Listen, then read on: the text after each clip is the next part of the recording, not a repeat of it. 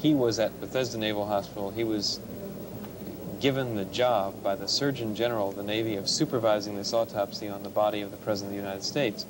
And in effect, this afternoon in his testimony before the committee, it must have been a very humiliating moment for Dr. Humes, but in effect he acknowledged that he and his fellow pathologists that night at Bethesda Naval Hospital, or the next day when they wrote up their report, that they misplaced, that they misstated the site of the head wound to President Kennedy by a full 4 inches.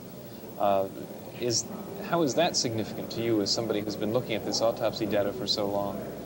Well, it goes to the question of whether the photographs and x-rays showing data that was on the body that night, either you have gross incompetence on the part of Humes.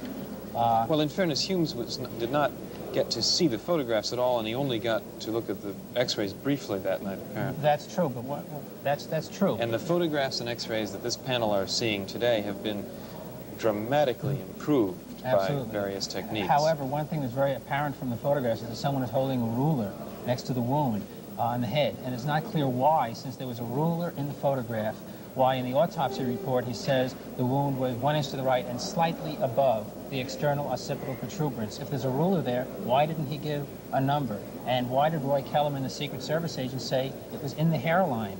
The wound is 4 inches higher.